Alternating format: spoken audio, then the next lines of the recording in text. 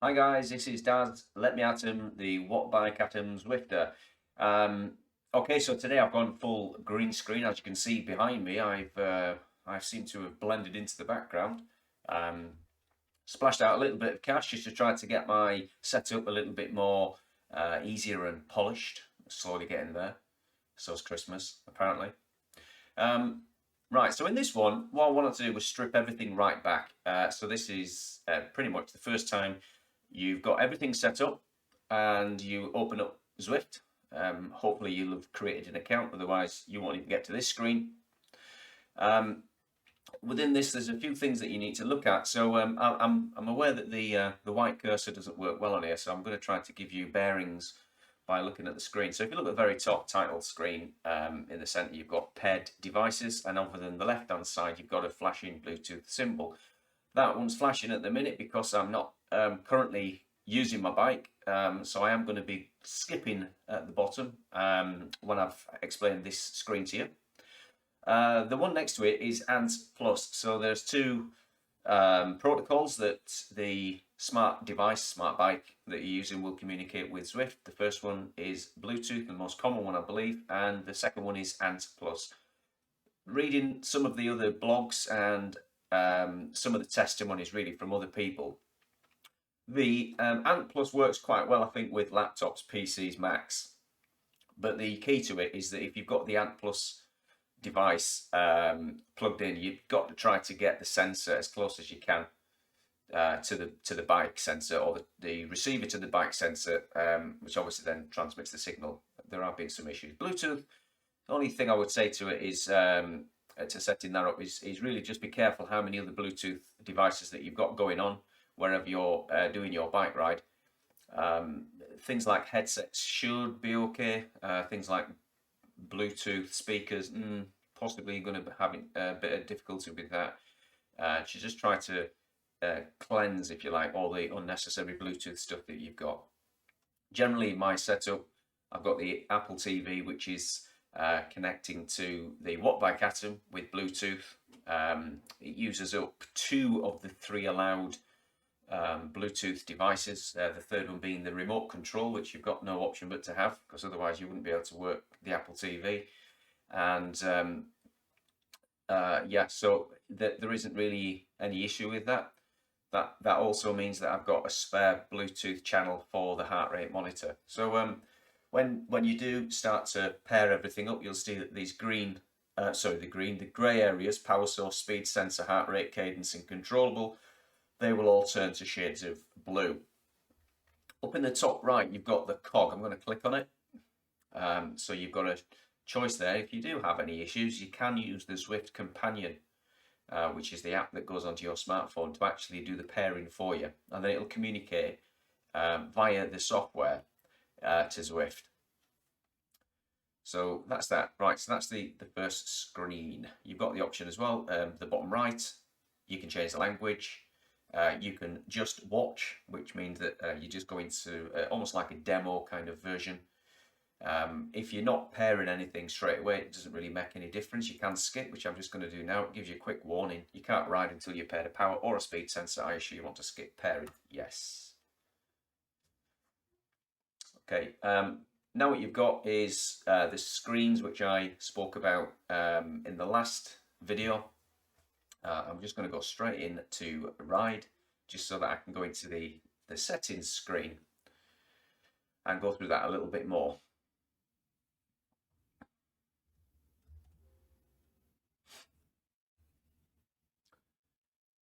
Okay, right. So as before, on the Zwifters nearby, boom, a name off the list, and you'll just start moving along. Okay, actually, for this one, I'm going to have to go back to me because I need to click on the menu button, which is at the bottom left. Right. So I think I've gone through this before, but I'll go through it again.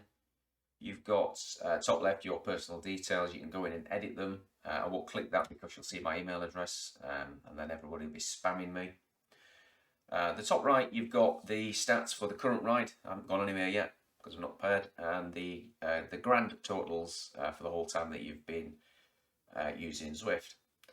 Again, underneath that in the middle section, you've got this ride. So where it says 5 seconds, 1 minute, 5 minutes, 20 minutes, what that's saying is that your best watt outputs for those time periods would then appear for this ride. If you were trying to achieve a better than your best, then you will go to this screen and it will tell you straight away whether you're on it or not on it. The key thing here is keep an eye in and keep watching your 20-minute watt best, because that is the thing that decides within Zwift Power what your what category you're going to be in, whether you're going to be in a category E, I think it is for everybody, D, C, B, or A being the highest. Rider score doesn't really count for much. I've got to get 180,000 to get some sort of gift. I don't really know what that is. Over on the central bit, the little map, so these are like mini, I won't say the challenges so much, I think they're just like mini little, well, they are challenges, but you don't really get anything out of them, I believe. So this is just to ride an equivalent of 2,000 kilometers across the length of a virtual map of Italy. You don't actually ride through any of those cities, so it doesn't really relate to anything Italian. Apart from there is an Italian villas part within Watopia, for instance. You can actually click in that and select different challenges. So you can see that I've completed 2 challenges so far. The first one at the top left, the 100% complete, is the 50,000 meters climbed for your Everest challenge. Not to be confused with the Zwift Tron bike challenge. You climb the 50,000 meters to achieve that that challenge there, climb Mount Everest. It probably took me a couple of months, maybe 2.5 months to get that. But then you have to keep climbing in order to get your Tron bike. I can't remember the exact figure, but it takes ages and ages and ages. On the top right, you see I've completed Ride California, which is 1,284 kilometers. I'm currently on the Italy, and I've no idea what the next one is, and I'm not sure whether that's the last one of all of them, but it's just something that I think, well, I can do that. But if you look at the total kilometers that I've actually travelled, I've only travelled 6,143 kilometers, and I've been at this since April. Right, underneath you've got the power distribution. It's all in black at the minute, but as you start riding and you come back to your menu screen like this, you'll start to see some stats in there. You'll have a look at your heart rate average, your watts average, your watts per kilogram average, and the meters that you've climbed in elevation. Right, on the right hand side then you've got 5 orange buttons top to bottom, so you can click on workouts. I think I've gone through this before, so these are a number of workouts that you can just jump straight in and have a look. There's some plans that you can actually start doing. You can view any of the plans. You just basically click on any of them. You can flick through and have a look and see what the actual ride looks like, whether or not it's going to be easy, hard, indifferent, or whatever. The plans you can click on, say back to fitness, like a phoenix rising from the ashes, 10 to 12 weeks, an hour a week. So this is you're coming out from a low level of current fitness or maybe an injury. You can actually click on view plan, and it shows you that you've got 12 weeks. Now when you enroll, you have the option, if you look at that, it's a 10 to 12 weeks. So if you click on enroll, it'll give you the option, do you want to keep it at, here we go, right, so I want to adjust the duration. So currently if I was to enroll on that, it would say it expires on, and it's the American way of writing it, and that's quite spooky, 2/21/2021, right, okay. So if I slide that slider back, there you go, I'm taking off weeks off the end, so now I'm doing it in 11 weeks, now I'm doing it in 10 weeks. So that's the 7th, the 14th, and the 21st of February. Click on cancel. As you do them, you'll start to see all of these programs would then come into play. What you find is you can't just cheat and go to the end. It will lock them out, and it will say for instance, you've started on that one, the up and down. When you enroll on it, it'll say complete this by Sunday, Friday, whatever it is. This is once a week. It should say complete this by Friday, because it's Saturday today that I'm on. You won't be able to then see that. It'll just be kind of locked. You won't be able to just jump forward and have a look at it. Some of them do have a choice. You can do one or the other. It'll say some of them are optional. So again, just play about with them. They are all right, actually. They're not they're not too kind of boring. You will try and get some benefit out of them, I'm sure. Right, so underneath that you've got badges. I'm not showing off. I haven't got all the badges. I've completed 2 missions. These are the early ones that you get. So if you ride a lap for 3 days in a row, ride a lap for 7 days in a row and 14 days in a row, you're popular, get 10 ride-ons in one ride. Coming down here, you've got riding 10 miles. You rode 40 kilometers, you rode 100. I haven't done 100 miles yet, so that's another one I need to get. Climb out the Zwift 25 times. I haven't done that, but I've climbed it 5 times. You know, it's obviously hard enough. 25 laps of volcano. And then underneath you've got the route achievements. So all of the first ones are all the WattbikeAtomZwifter routes. As you can see, I've still got the Uber pretzel to complete. Then you've got the London maps. Then you've got the Yorkshire maps. And sorry, here's the New York maps. And then there's the France and the Paris maps. Here's just some extra credits. I'll be showing you checking out Zwift Insider. So there are some hidden ones as well that you don't always see. For instance, 100 kilometers an hour is an extra credit. 800 watts, 900, 1000, 1100, 1200 watts. These are just 2 missions, so they don't come around very often, but sometimes these missions will result in you getting access to a certain piece of kit. And as you can see, I've completed only 1 training plan. Okay, in the garage, you've got the option there of customizing everything. So you start off with yourself, give yourself a look, head type, what shape of head you got. They've got beard, goatee, sideburns, mustache. Pick your jerseys. Now I ride with the Wattbike jersey. Anybody that does have a Wattbike and doesn't currently have this, you must send a support ticket in to Zwift. You can't unlock it in game, and it doesn't appear in any challenges. You can't win it in a challenge, for instance. So you do have to email them. It shouldn't take that long, but I've heard some stories of it taking about 3 weeks to a month to get it. You just have to keep, dare I say, pestering them. Just say, look, you know, I've got a Wattbike, can I get the Wattbike strip? I think it looks quite cool. So you get a number of them all the way down, then you start to get the lock symbols, and as you can see, these unlock at certain levels. I'm currently at level 30, so I think the last one that I got was this one. You've also got shades, all sorts of different types of shades. So I'm just going to change some of the shades. There you go. When it says new as well, so obviously as I've changed up levels, it's unlocked some new ones. There'll be a badge on one of these somewhere because I haven't tried it.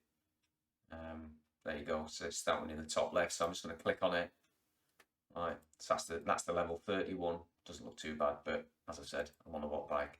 So now when you go back, there are no new symbols. Shoes. Again, none of these make any difference. It's just for aesthetics. Gloves as well. For those of you that ride a lot up out the Zwift, you'll end up with loads and loads of pairs of gloves when you get to the top, which is quite annoying. What you do want apparently is the lightweight Millenstein wheels. Socks. The funny thing about the socks is you can pull them up and pull them down. So why you never want to put it all the way down, you can't even see the socks. Yeah, dotted ones, stripy ones, plain ones, patterned ones. You get the idea. And headgear. Little flat cap, little orange caps, white skull caps, health safety, all that kind of stuff. Right. That looks a bit alien-esque, I think. So that's the look of the rider. These are the bike and the wheels that you've got. Self-explanatory. Yeah, you go in there, whatever you bought in the garage, which we'll go on to next, will appear in here. Just to explain what these star ratings mean. So the more stars it's got, aero means it is more aero. The more stars it's got, the lighter it is.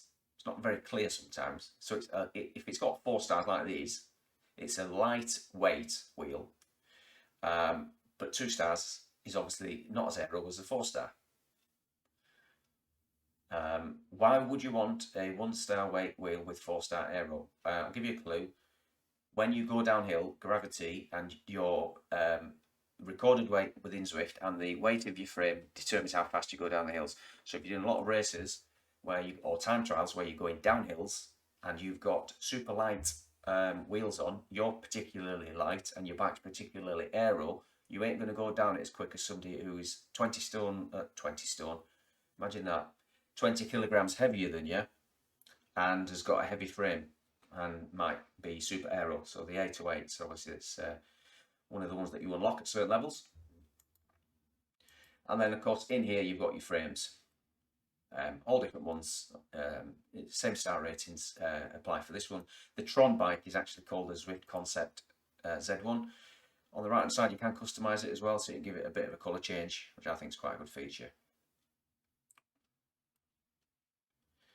You've got some random bikes in here. Why, you think, well, why would I ever want to ride that? One aero and one weight, a mountain bike. Well, actually, the mountain bike and the gravel bikes are probably the best two bikes to ride around the jungle, particularly on the sandy bits, the gravelly bits. I have tested it with a couple of different bikes. They do tend to go around faster and faster, do the gravel bikes. Then you've got all the other ones, all the famous names. There you go. Right. So that's that. So that's pretty much everything in the garage. In fact, the last thing I will show you in there is the drop shot, which I've gone into previous video, I believe. So in here you've got different ones, and again, just like in the person kind of customization and the bike itself customization, certain things in here will unlock at certain levels. And just as I'm saying that, okay, every so often my PC just has a bit of a nervous breakdown. Right, so in here, right, that's a new bike. I've never seen that before. That must be an upgrade. Let me have a look. Try and find one else. Okay, they're locked. I can't get them. I'm level 30. That's level 34, for instance. Same thing with the wheels. I can't choose anything other than Zwift wheels because I'm currently looking at the Tron bike. If I had a different bike on it, I'd have different wheel options. It's just a bit of a flaw, I think, in the system. You'll be able to buy any wheels regardless of what bike you're currently sitting on. And then in settings, right, so in settings, I'm not going to go through it in any great detail here because we've got a power estimation mode there. There's normally a slider on there called trainer difficulty, which I will talk through when I've managed to pair this thing up, so it makes a bit of sense. Usual things, all to do with the audio there. You can have the title music playing or not, so I can knock it off. If you can hear it in the background, the game sounds. Or down. I normally have them quite low because I listen to music. This is a PC, so some of these menu options will be different depending on what you're watching it on. If you're on an iPad or an Apple TV, they'll be slightly different. You've got these things down here as well, which is language filter. I'm not particularly precious about people swearing, so I don't need the language filter on. The workout pain effect. Well, when you're in a workout, sometimes when it gets to the end, it tries to replicate the fact that you might be slightly puffing and out of breath.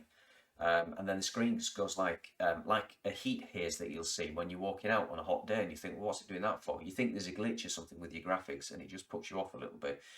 If it's not putting you off, leave it on. I don't really see any benefit from it in game, so I just knock that off.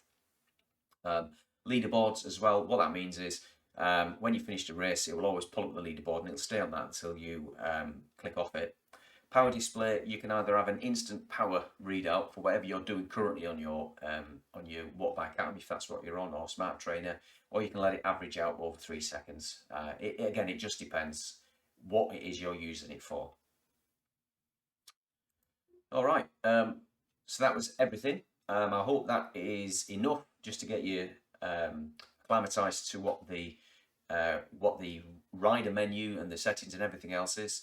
As I said, next time I think I'll pair this thing up to my Wattbike, and I might even go and turn my legs on it, so you might not see me on the camera. And then we'll try to come back and have a look at some of these power distributions, and I think probably by my fourth video, I might actually be doing an in-game ride and just talking you through a few of the features and skills that you need to get the hang of. All right, thanks for listening on this this informative video. I hope they've been useful. Please feel free to check out my podcast, which is on anchor.fm/let-me-atom.